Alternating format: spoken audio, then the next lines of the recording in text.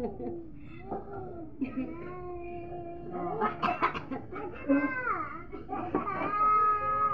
ang kunan mo. Ayun po. Wala kang start sa kamay. Hindi ka kasi nakikinig. Sinabi ko na ulit. Oo, yan na.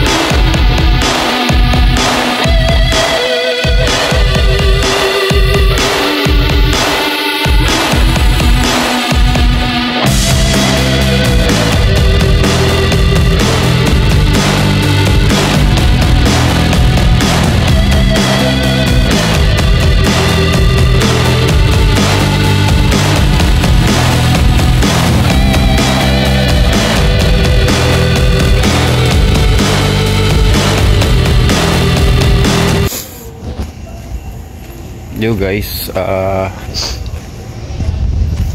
yun, kumain ako. Time check 4 ano na, 4:26.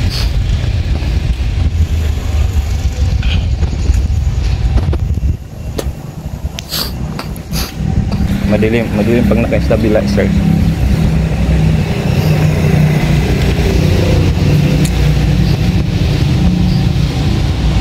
Madilim siya, naka-stabilizer. Yan, 7-Eleven sa tabi ko. At kumain lang ako. Tapos hindi tayo pumasok ngayon kasi masama yung pakiram. So mga pakiramdam natin siguro na sobrang tayo sa sobrang sa ulan.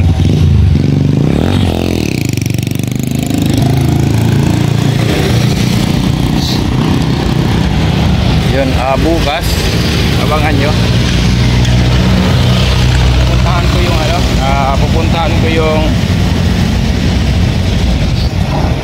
pupuntahan natin yung yung sa Pakul, yung sa yung school.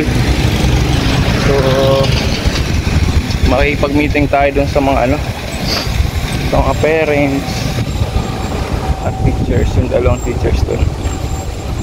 So tingnan natin kung ano may tutulong natin.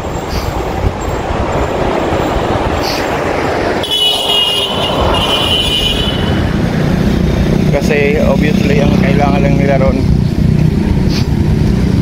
siyempre bubong.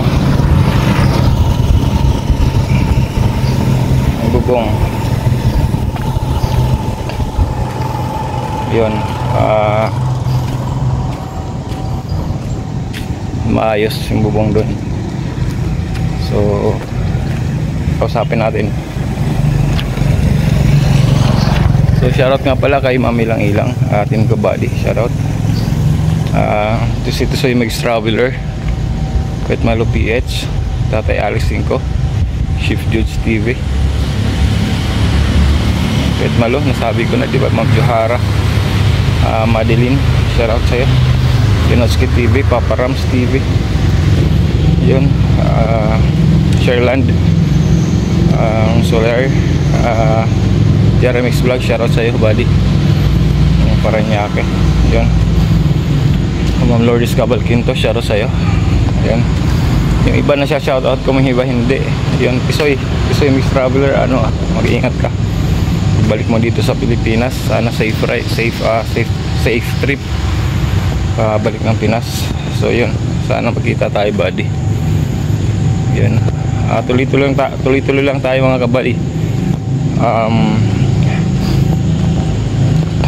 Maraming sana marami pa tayong project at saka mapakain ng mga bata. So yun, medyo madilim nakao guys, kaya medyo madilim. Pero kung hindi naka-stabilizer, pag walang stabilizer maliwanag siya, di ba? Maliwanag siya, kaya medyo may delay, medyo magalaw lang siya, medyo magalaw pero maliwanag siya, di ba? Yan o, liwanag. So pumunta tayo dito sa gilid. Wow. Well, yun, kumain tayo guys. Medyo nakatulog-tulog tayo, tulog tayo ng maayos. So medyo tumaba-taba yung mukha natin. Nakatulog ng maayos. So salamat nga pala sa TL ko, si TL Jeanette, sa sa pag-unawa na kailangan natin kumain para medyo lumakas-lakas. Pero tuloy-tuloy lang tayo. Hindi mapipigilan ng sakit-sakit lang yung pangarap natin, di ba? Sa mga papakain sa mga bata at sa lahat ng ating gagawin. So kaya bukas tuloy-tuloy tayo. Pupuntahan natin, makikipag-meeting tayo dun sa mga parents dun sa Pakul. So sana maging successful yung project na to. At sa mga gusto pa pong tumulong, yun, contact nyo lang po ako, or kung may gusto tumulong talaga, pwede sa Gcash ko po. Ito po yung number. Yan, para naman sa mga yan, para sa mga bata yan. Ano mang kung may talagang tutulong, yun, diyan lang po kayo magpadala. Yun, yung mga tutulong po.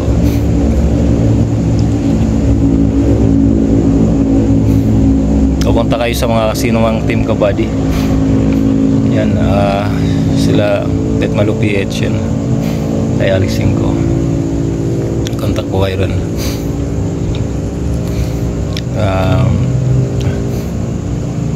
Lahat naman po dito sa team kabady, lahat, pag sinong may gustong tumulong, welcome po kami. At rest assured po na mapupunta naman talaga sa dapat tulungan yan, yung mga yan, lalo na sa Pakul. Grabe, nagpadala na naman sa akin si Buddy Cathy ng mga videos, di ba, sa Pakul. Nakakalumo yung sitwasyon nila. Yung mga bata nag-aaral, talagang literal na bugas sa mga. Kung wala lang trapal siguro habang umuulan, nag-aaral silang naulan sa loob. Yun, dalawa pala yun, dalawang room. Dalawang room siya. So tingnan natin, para butas yung mga pero sana naman shoutout sa mga taga Pakul, sa barangay Pakul ba yan, yung nakalimutan ko yung pangalan ng school, sorry. Sana kailangan rin ng tulong ng team kabady. Kailangan din namin ng tulong nyo para mapaayos yung school. Yun, tingnan natin kung kasi kaya tayo magipag-meeting sa mga teachers, sa mga parents doon, para yun,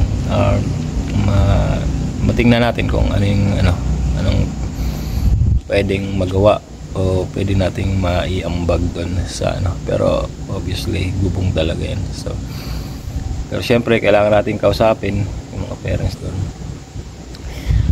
Shout nga pala sa napaka-supported ko kay Naiilang-ilang, shout out po.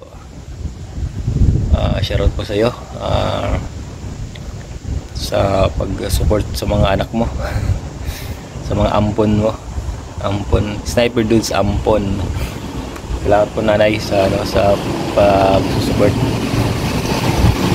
at sa mga advice, mga advices na binibigay niyo po sa akin. Salamat po.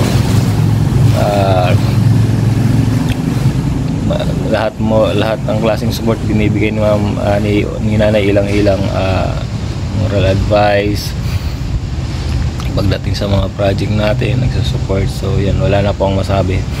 Parang ano talaga, parang tunay na nanay yung turing mo sa amin, sa mga anak-anakan mo. Yun, salamat sa iyo, salamat. Wala po akong masabi. Sa mga sa Team Kabady, alright, so shoutout nga pala kay Sir Alex Cinco. Alright, Sir Alex Cinco. Si Sir Alex Cinco po, although hindi ko nalagay hindi ko na ilagay sa sa tarpaulin kasi yun, may limit lang kasi yung size, kasi pag lumaki raw pa tayo dun sa size na kung ano yung talagang required na size para dun, magiging pixelated na. So papangit. Pwede pa sana lagyan ng Sir Alex 5 din, pero pangit na yung itsura. So in-advise nila mas quality, mas kita yung mga pangalan natin, ganun lang ang size. So yan, yung tarpaulin natin yung pangalawa mas malaki, 4x4, yung isa 3x5 lang yan. Ay wala pang 3x5, 3x3 parang ganun, pero malaki na rin, makikita naman na tayo lahat. So yun, shoutout pala kay kay Pet Malu PH.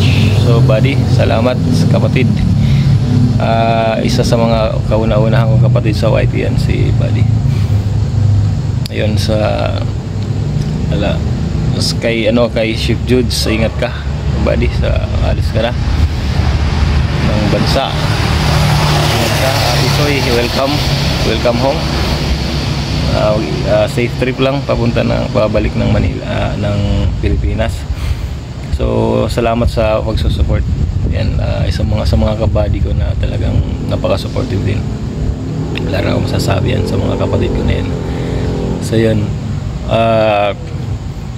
Papa Rams, Ma'am Johara, Kenotski, Sir Alex 5, yan, mga tatay namin na napaka-supportive din. Wala akong masabi.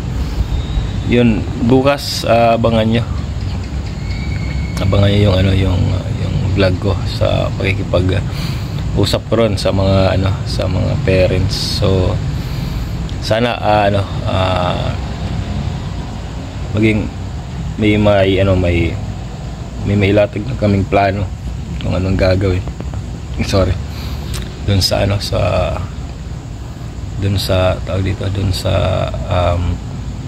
school na yun, sa Silid-Aralan. So para naman sa mga bata yun. So again, sa mga gusto pong tumulong, open po ang Team Kabady sa So yun, ibinigay ko naman yung Gcash ko.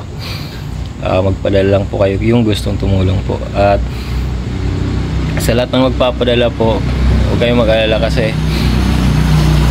ibibigay ko sa inyo yung resibo, alright, kung saan napunta. Ang ginagawa ko dati kasi nilagay ko sa group namin, kaya lang naisip ko mas maganda mismo dun sa sa nag-sponsor para may updated siya sa pera niya yan, kasi pera ng pera niya yan, galing sa bulsa yan. So fair lang naman siguro na maging updated siya at sa mga liquidation yun. So sa lahat, detalyado po yan, alright. So pasensya na yung sulat ko, hindi talaga maganda, pero ang mga resibo, may mga resibo po na siyempre palipalengke lang, pero rest assured na Sniper Dudes hindi po magsisinungaling sa inyo, kasi pinagkatiwala nyo po sa aking pera na yan. So siyempre kailangan ko rin pangalagaan yan, kasi alam ko po kung gaano kahirap kumita ng pera. Yeah. Nagtatrabaho rin po ako, alam ko po ang hirap kung paano pumasok araw-araw. Yan. Pero syempre ginagawa natin yan para sa mga mahal natin sa buhay, sa mga anak natin, para sa kinabukasan nila. So laban lang yan. So yun. At again, shout out Nay Ilang-Ilang, salamat sa sa pagsusupport at palaging nandyan sa likod namin. So para kung sa mga projects, salamat, walang masabi. So yung bagumbong natin, baka kasi nagkaano po dito, nagka-bagyo sa Bicol. So baka sa halip na sa Friday, this coming Friday, baka Monday na po. Okay. Binaha rin po yung school na dapat pagpa-feedingan natin. So yun.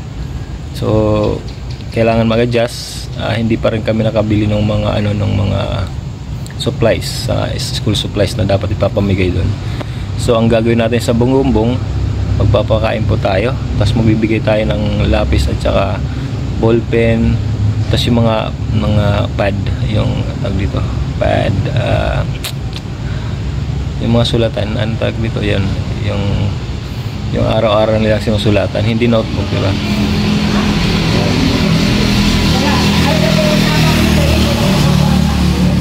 Bibigay natin yan sa bawat isa. Tag-isang pad siguro ng ganun na papel. Ibibigay natin sa mga bata. So pag grade 1, tag-isa silang ganun. So ang total numbers of students sa sa Bagumbong, 133. So siguro kasama yung estudyante, teaching staff, siguro mga aram kung umabot sila ng 150. So yun, yun, papafeeding po tayo ron. So abangan nyo yan, Team Kabady at Snipers. So again, itong feeding natin sa Bagumbong, ito po yung sponsored by Nanay Ilang-Ilang. Sorry ko, hindi ako nasasanay nanay, sorry ha. Nanay Ilang-Ilang at saka Tisoy Mix Traveler. Yun, salamat. Sana abangan nyo po. Okay, so again, Sniper Dudes, bye po. TV out.